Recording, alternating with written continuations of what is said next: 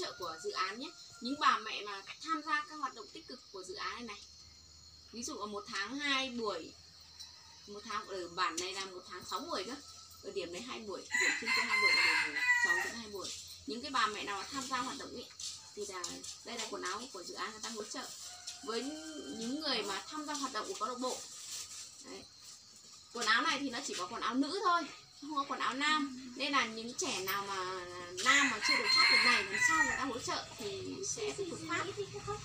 Còn lần này thì nó toàn trẻ nữ thôi, nên là các chị kể cả phát cho thì cũng không mặc được, đúng không? Mang về cũng không mặc được đấy. Thứ hai nữa là hôm nay là tôi sẽ triển khai các hoạt động là hướng dẫn chăm sóc hội người cao tuổi đúng như là bà này, cô này là gọi là người cao tuổi ấy. Thì có những cái như sau. Thứ nhất là người cao tuổi ấy thì thường mắc nhiều bệnh mãn tính, bệnh ví dụ như cao huyết áp, đái tháo đường, tiểu đường, rồi một số bệnh về liên quan đến dinh dưỡng. Đấy. Nên là cách chăm sóc ấy, chúng ta cũng phải chú ý. Thứ nhất là người cao tuổi là cái gì? Phải kiêng những cái đồ mặn, kiêng những đồ có ga, kiêng các chất kích thích, ví dụ rượu, bia, ăn ít những cái đồ cay nóng, ăn ít dầu mỡ, nhất là mỡ ấy, mỡ động vật ấy.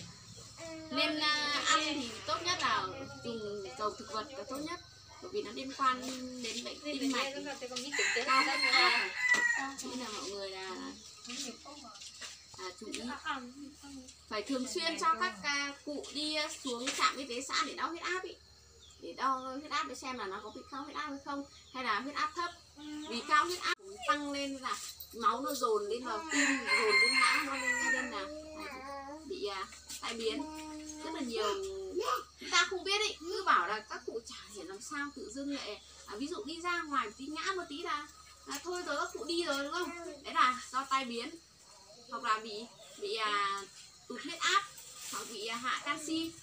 Đấy, nên là chú ý cho các cụ là phải đi theo dõi sức khỏe ít nhất thì 3 tháng một lần. Còn nếu mà cụ nào mà phát hiện là bị cao huyết áp hoặc vấn đề gì thì sẽ đi khám định kỳ theo cán bộ y tế người ta tư vấn.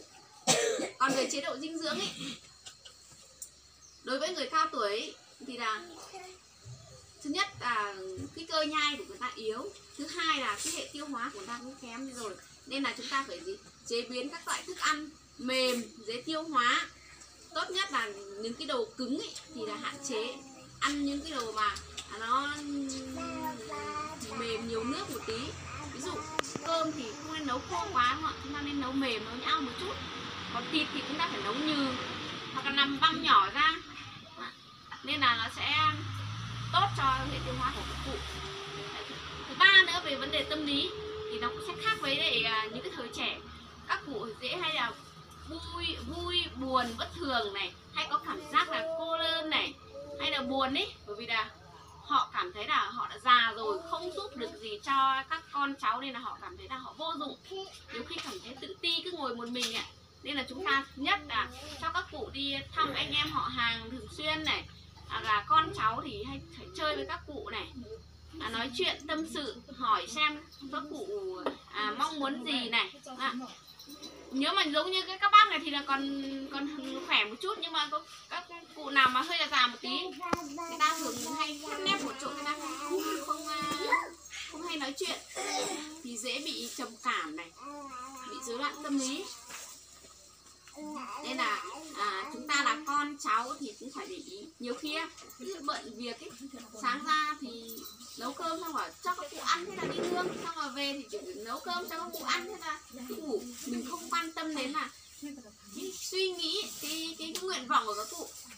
Những cái cụ già ấy, họ hay muốn đi thăm anh em họ hàng lắm, thăm con cháu lắm. Mọi người có thấy thế không? Rất là muốn, ví dụ có cháu ở bản này bản kia, lâu rồi chẳng thấy các cháu đến thăm, các cụ thường xuyên hỏi đấy. Như mình cũng thế, lâu ví dụ 1 tháng mà không xuống thăm, cũng còn cụ mà không xuống thăm là hỏi đấy. Vì mình tự dưng nhá, mình xuống thường xuyên, tự dưng là một vài tháng không thấy xuống, cứ hỏi sao không thấy xuống. Mình xuống thì mình cũng đi hỏi han, thăm sức khỏe các cụ, động viên, đúng không? nói chuyện, nên là cái tâm lý của các cụ cũng sẽ được thoải mái. Thứ hai là ví dụ mình đi thì có khi cũng chẳng cần quà cáp thì to tát đâu, nhưng chỉ cần khi mua một quả, một cái hoa quả gì đấy, một quả thôi, hoặc là một gói bánh nhỏ, một vài nghìn thôi xuống thăm các cụ cũng được động viên, đúng không? Nên là nhà nào mà có các cụ cao tuổi ấy, chúng ta thứ nhất là phải chú ý đến vấn đề sức khỏe, cái thứ hai là vấn đề về dinh dưỡng, cái thứ ba là vấn đề về tâm lý. Thế đây thì chắc là có nhà nào ở chung với bố mẹ già không? Có đúng không? Nên là chúng ta sẽ phải để ý, phải cho, thứ nhất là khi vấn đề sức khỏe rất là quan trọng, phải cho đi kiểm tra huyết áp này, tim mạch này, tiểu đường này. Là cái vấn đề mà hay tim mạch với lại huyết áp là rất là quan trọng. Nhiều cụ là có khi ngủ tự dưng lại bảo là chẳng ốm đau gì, cứ đến lúc con cháu sờ tới thì các cụ đã đi rồi ấy. Thế là do có thể là bị hạ đường huyết, hoặc là bị cao huyết áp, bị đột quỵ ấy, hoặc là những số cụ có khi thì đi vệ sinh rồi đi thì chẳng có ai dìu dắt thì đi, chỉ bước xuống cái bậc này hụt một cái là cũng không đi thôi mà. Hoặc là ngủ đệm ấy, ngủ cái đệm mà người Thái thì hay có cái đệm mà cao, người già thì hay trồng lên hai cái đệm này, khi các cụ chỉ chở mình sẽ ăn xuống một cái cũng đi đấy.